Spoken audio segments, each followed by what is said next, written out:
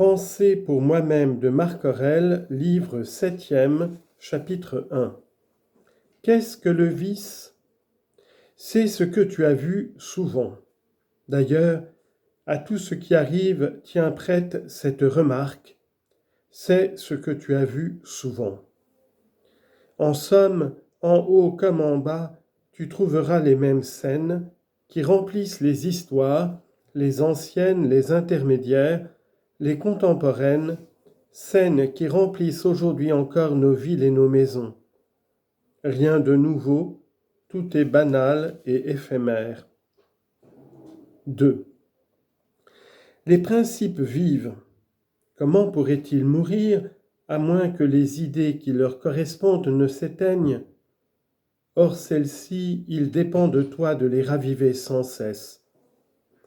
Je puis sur tel sujet me faire l'opinion qu'il faut. Et si je le puis, pourquoi me troubler ? Ce qui se passe en dehors de mon intelligence n'existe absolument pas pour mon intelligence.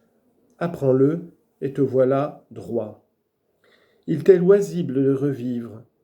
Vois à nouveau les choses comme tu les as vues, car c'est là revivre. 3. Vaine recherche du faste, drame sur la scène, troupe de gros et de petits bétails, coups de lance au travers du corps, eau qu'on jette aux chiens, boulettes lancées aux poissons des viviers, effort misérable de fourmis lourdement chargées, course en tous sens de souris éperdues, pantins tiraillés par des ficelles. Il faut donc assister à ce spectacle avec indulgence et ne pas prendre une attitude de morgue. Observez toutefois que chacun vaut ce que valent les buts qu'il s'efforce d'atteindre. 4. Il faut suivre mot à mot ce qu'on dit et à chaque impulsion ce qui en résulte. Dans ce dernier cas, il faut voir d'abord à quel but se rapporte l'impulsion. Dans le premier, c'est au sens des mots qu'il faut veiller. 5. Mon intelligence suffit-elle pour cela, oui ou non ? Si elle suffit, je m'en sers pour exécuter ce travail comme d'un outil donné par la nature universelle. Si elle ne suffit pas, ou bien je cède ce travail à qui saura mieux s'en acquitter, à moins que les convenances ne s'y opposent. Ou bien je l'exécute de mon mieux, après m'être adjoint l'homme capable de faire, avec l'aide de mon principe directeur, ce qui est présentement opportun et utile à la communauté. Quoi que je fasse, ou seul ou avec un auxiliaire, je dois toujours tendre à ce but unique, ce qui est utile à la communauté et accordé avec elle. 5. Combien d'hommes qu'on célébrait à l'envi sont aujourd'hui tombés dans l'oubli, et combien qui les célébraient ont depuis longtemps disparu. 7. N'aie pas honte d'être aidé. Tu as à accomplir la tâche qui t'échoit comme un soldat à l'assaut d'un rempart. Que ferais-tu donc si une boiterie t'empêchait d'escalader seul le créneau et que, avec l'aide d'un autre, cela te fût possible ? 8. Que l'avenir ne te trouble pas. Tu y arriveras s'il le faut, portant en toi la même raison dont tu te sers maintenant pour les affaires présentes. 9. Toutes choses s'enchaînent entre elles et leur connexion est sacrée et aucune, peut-on dire, n'est étrangère aux autres, car toutes ont été ordonnées ensemble et contribuent ensemble au bel ordre du monde.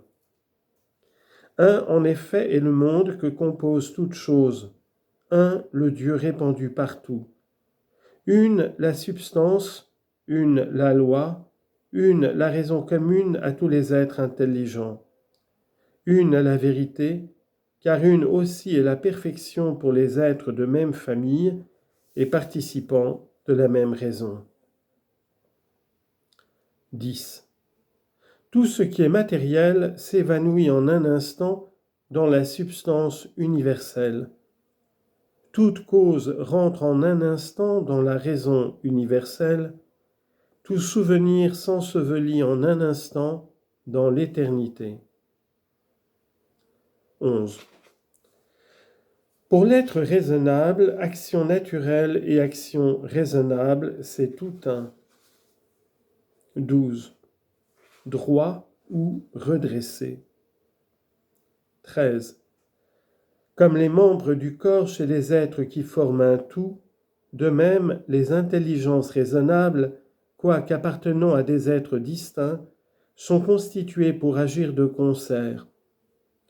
Cette pensée te frappera davantage si tu te répètes souvent « Je suis un membre du corps formé par les intelligences raisonnables ». Mais si tu dis simplement avec la lettre grecque « rho », j'en fais partie, c'est que tu n'aimes pas encore les hommes du fond du cœur, que tu ne te plais pas encore absolument à leur faire du bien. Tu leur en fais toujours simplement par devoir, sans comprendre encore que tu te fais ainsi du bien à toi-même. 14. Qu'il survienne du dehors tel accident qui voudra à ce que cet accident peut t'affecter. Ce qui en aura été affecté, s'il le veut, n'a qu'à se plaindre. Mais moi, si je n'ai pas l'opinion que cet accident est un mal, je n'ai encore subi aucun dommage. Or, je puis m'abstenir d'avoir cette opinion. 15. Quoi qu'on fasse ou dise, il me faut être homme de bien. C'est comme si l'or, l'émeraude ou la pourpre répétaient « Quoi qu'on fasse ou dise, il me faut être émeraude et conserver ma couleur propre. » 16. Mon guide intérieur ne se cause pas de trouble à lui-même. Je veux dire, il ne s'effraie, ni ne s'afflige lui-même.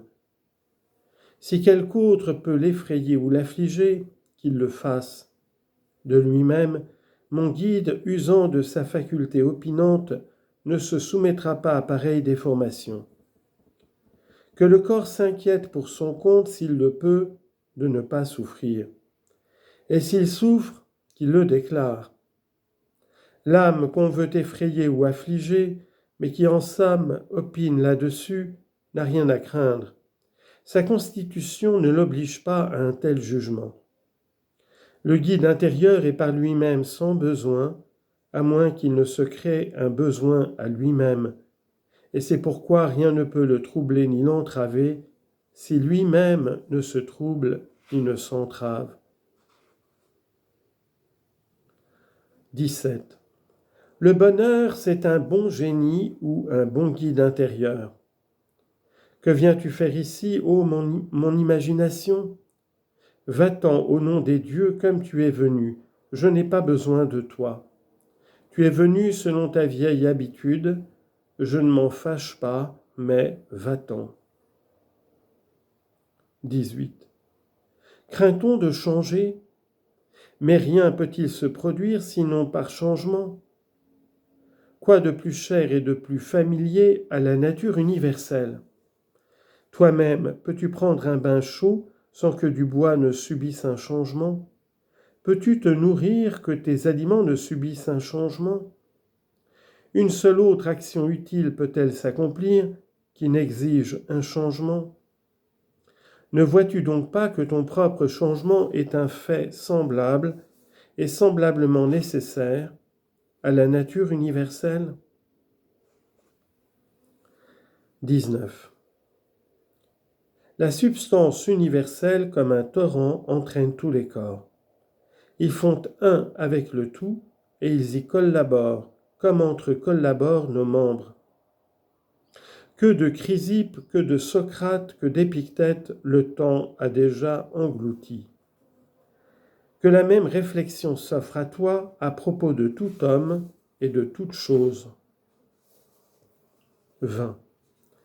Une seule chose me tourmente, c'est la crainte de faire, quant à moi, ce que la constitution de l'homme ne veut pas que je fasse, ou comme elle ne veut pas, ou ce qu'elle ne veut pas en ce moment. 21. Bientôt tu auras tout oublié, bientôt tous t'auront oublié. 22. Le propre de l'homme, c'est d'aimer même ceux qui l'offensent. Le moyen d'y parvenir, c'est de te représenter qu'ils sont tes parents, qu'ils pêchent par ignorance et involontairement, que dans l'instant les uns et les autres vous serez morts, et surtout qu'on ne t'a pas nui, car on n'a pas lésé ta faculté directrice, restée ce qu'elle était.